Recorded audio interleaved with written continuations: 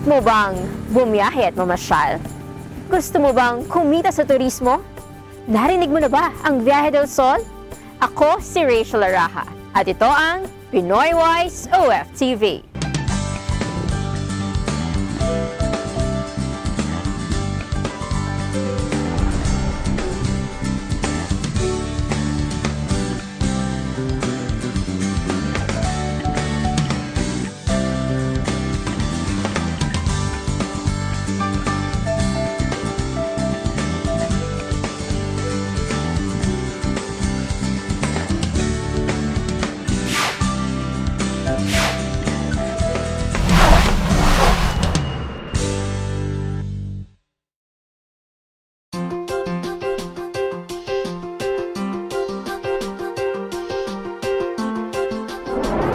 Isang masiglang araw sa lahat ng ating mga kabayani.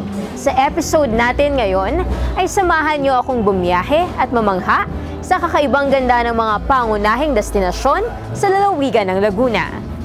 Bilang bahagi ng pangunahing at gikain ng ATECHA Overseas Workers and Communities Initiatives Incorporated, na matulungan ang mga kababayan nating OFWs na sinupin ang kanilang kinikita, naglunsad ito ng isang programang pangturismo.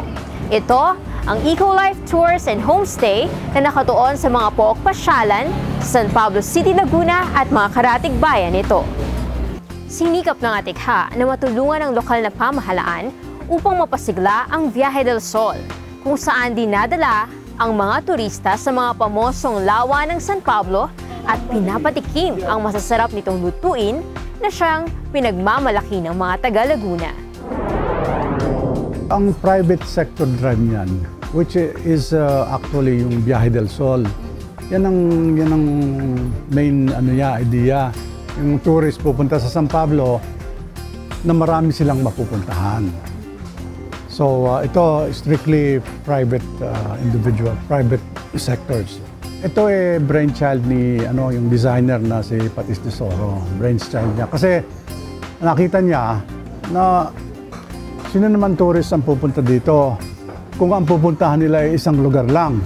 From Manila, go to a restaurant and go back.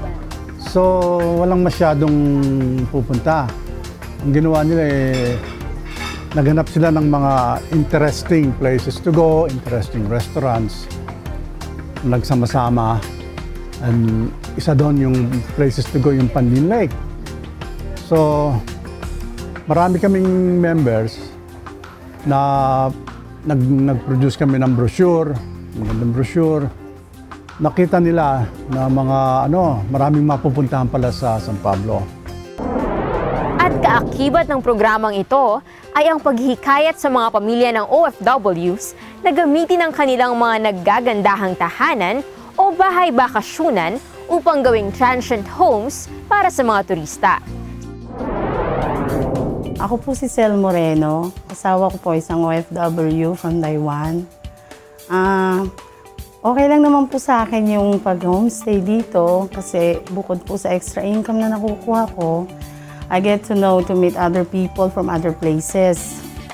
And then, one time po na-approach po ako ng isang taga-ATECHA para kung pwede raw akong tumanggap ng mga homestay. And then sabi ko, wala namang problema kasi marami namang room dito na hindi namin nagagamit sa taas. So, tinanggap ko po. Siguro mga 1 year pa lang akong tumatanggap ng homestay. And then, 350 yung ating presyo doon.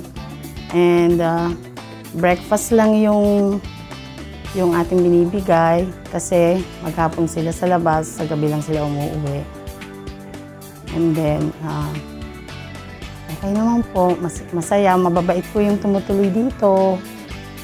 And nakakatulong naman po sa amin din yan. Sa ganitong paraan, kumikita ang mga pamilya ng OFWs mula sa turismo, habang ang lahat ay nakikinabang sa patuloy na pagdagsa ng mga bumibisita sa Laguna. Sa ating pagbabalik, silipin natin ang ilan sa mga pook pasyalang ito at kilalanin ang ating mga kababayan na kumikita sa turismo.